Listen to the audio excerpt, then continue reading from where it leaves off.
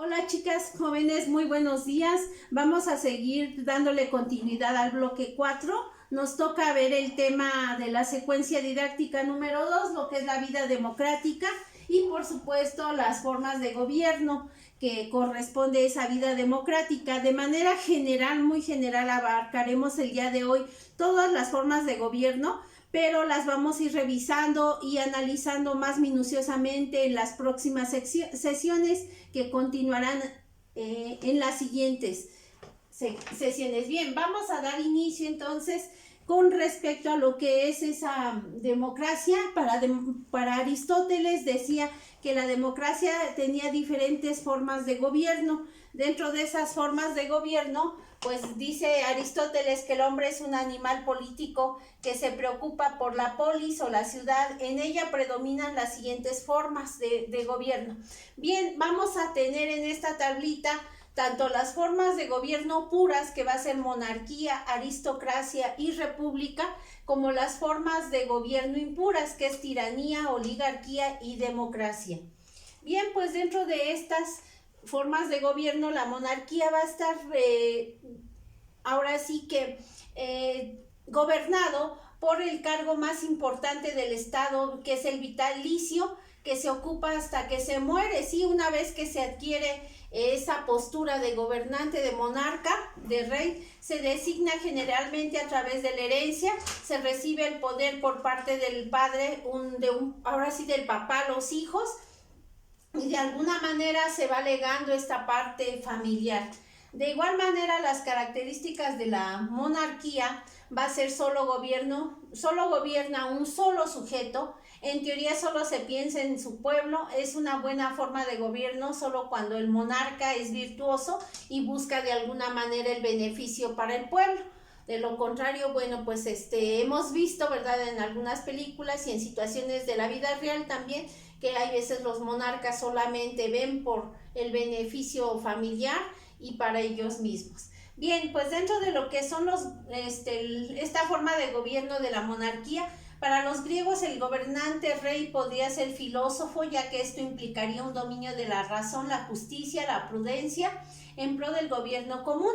Es una forma pura de gobernar, decíamos, en donde el rey, por ejemplo, Marco Aurelio en Roma, se preocupaba por los esclavos, las hambrunas, luchaba contra las pestes de aquella época y ayudaba a construir las casas a sus habitantes. Tenía la convicción de servir, de ayudar, de dominar los instintos del placer por medio del dominio de la razón. Entonces podemos darnos cuenta que este rey era muy bueno para aquella época.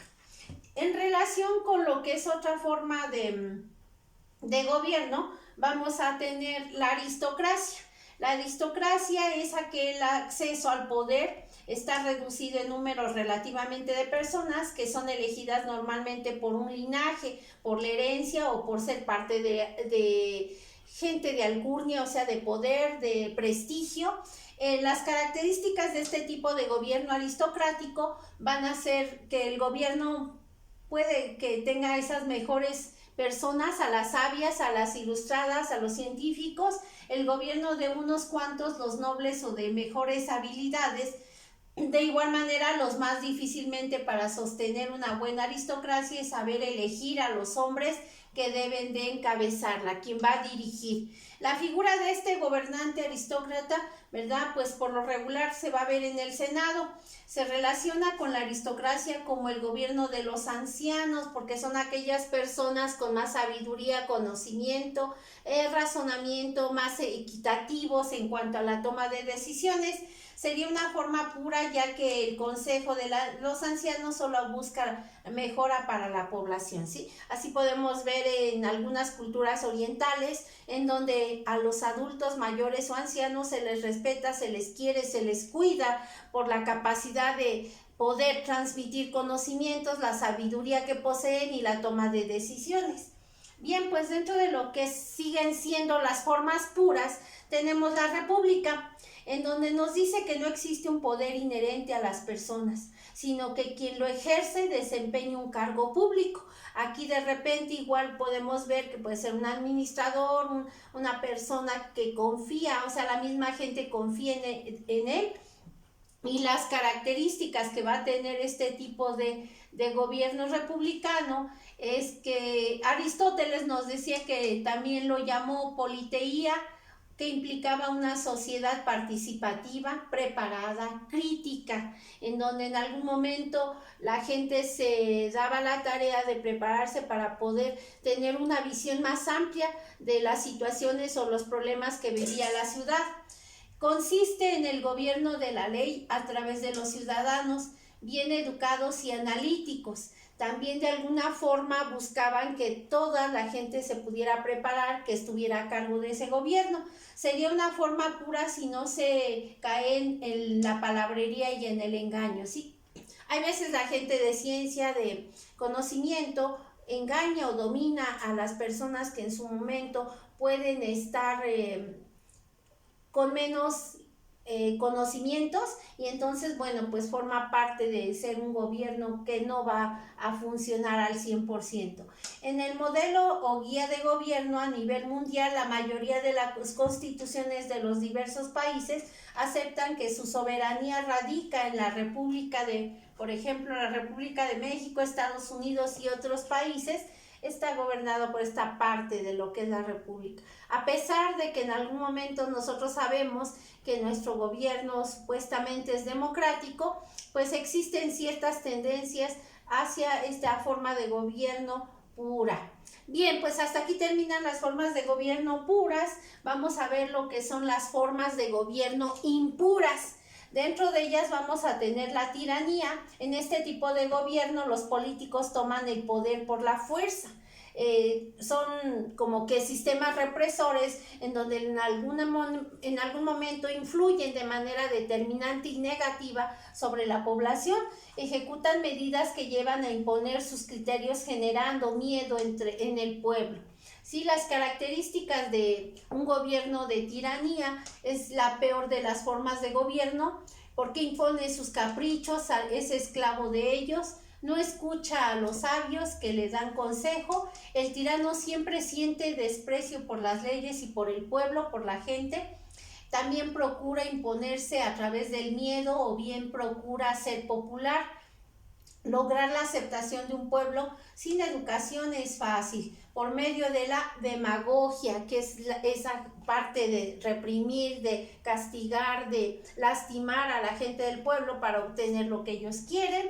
Y finalmente dice, es una forma de gobierno impura por utilizar la fuerza, el miedo y la anarquía. Sí, que son formas de represión que en algún momento se tienen o se usan en contra de la gente o del pueblo. Bien, pues vamos a continuar. Otra forma impura de gobierno va a ser la oligarquía o plutocracia. Es la forma de gobierno en la cual el poder es el ejercicio por medio de un grupo reducido de personas que pertenecen a una misma clase social. Por lo regular, casi siempre a la clase social alta, a los de poder lo económico, y también va a tener características. Es el gobierno de los ricos, tienen más poder, el que tiene más propiedades, el que tiene más terrenos, más dominio económico. El oligarca solo gobierna pensando en su propio provecho. El bien común le importa poco. La sociedad oligárquica cree que no hay más virtud que la riqueza.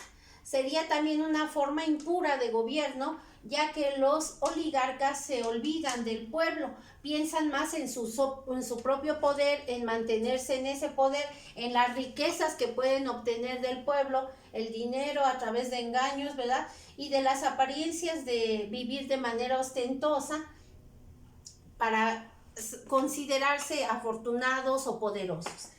Finalmente, vamos a darnos cuenta que la democracia es una palabra, ¿verdad?, que utilizamos nosotros para designar pueblo, y kratos, que significa poder, o sea, significa el poder del pueblo o en manos del pueblo. Sin embargo, Aristóteles veía ventajas y desventajas o pros y contras de esta democracia. Las características de este gobierno es la muchedumbre, los pobres y los ignorantes, bajo que hay un pueblo. En una democracia no hay respeto, dicen, las leyes existen el error de creer que es la voluntad de la mayoría de la superior a la ley. En realidad hay veces son unos cuantos los que infringen presión o persuaden al resto de la población para que termine convencida con su ideal de poder, de dominio, de control sobre cierto territorio, sobre cierta gente, y entonces pues de alguna manera a lo mejor no siempre es la mejor opción. Dice, esta forma de gobierno se convertía en impura cuando se transformaba de demagogia porque otorgaba beneficios con tal de conseguir votos, ¿verdad? En unos sexenios anteriores o pasados nos dábamos cuenta que pues se estaba llevando a cabo esta demagogia, ¿sí? Pedían credenciales a las personas a cambio de una despensa, a cambio del voto, a cambio de la participación hacia ese partido, y entonces pues se estaba cayendo en esa demagogia. Dice, la democracia en teoría es la que debería de predominar en los países, pero al parecer lo que predomina es la oligarquía, ya que gobiernan, de hecho, son los poderosos, ¿sí? Los que tienen el poder económico, político, pues armamental, son los que en algún momento se imponen sobre los países más débiles, eso lo sabemos, y a lo mejor de esta manera es por eso que la democracia se considera como una forma de gobierno impura. Bien, chicos, la última forma de gobierno impura va a ser la anarquía. La anarquía nos dice que es una situación de descontrol en la que el Estado se debilita y no se puede ejercer el uso de la fuerza. Suele decirse que cunde la anarquía porque no existe nadie que tenga la capacidad de liderazgo suficiente como para poder conseguir la paz, la organización o la armonía. Entonces, en cuestión de la anarquía, pues nos damos cuenta que hay un descontrol, no hay esa organización, no hay ese control, no hay ese poder ni dominio de implantar o establecer reglas y normas que sean respetadas para todos. De igual manera, las características es la ausencia de poder público. La forma de vivir sin gobierno es una alternativa a diferentes situaciones sociales. Vivir en anarquía no es algo fácil porque finalmente cada quien hace su voluntad. Es una alternativa, sí, pero dice también que sin el control del gobierno, sin las leyes impuestas por algunos gobernantes, pues cada quien hace lo que desea. Es cuando el Estado se debilita y no tiene el control total o monopolio de la fuerza pública. El anarquismo por lo general lleva al caos, al desorden, al descontrol, al desequilibrio, a la desorganización de las naciones, de los países y de la misma gente. Sí, jóvenes, por el día de hoy estas formas de gobierno que acabamos de revisar, pues son las que vamos a tener que estar trabajando. ¿Cuál va a ser su actividad a realizar? Ustedes en su cuaderno van a argumentar de manera expresa argumentos sólidos y lógicos por qué es conveniente que nuestro país adoptara el tipo de gobierno que tenemos, que le fue asignado, por qué es conveniente, pero también por qué no sería conveniente que pudiéramos continuar con este tipo de gobierno. Y hay que reflexionar sobre la importancia y los obstáculos de las diferentes formas de gobierno y su impacto ético en la sociedad, ¿sí? Son dos comentarios que ustedes van a tener que hacer en su cuaderno con respecto a lo que son las formas de gobierno puras e impuras y por qué en algún momento aquí en nuestro país sí nos conviene el continuar o el no continuar con esa forma de gobierno. Jóvenes, que tengan muy buen inicio de semana. Hasta la próxima.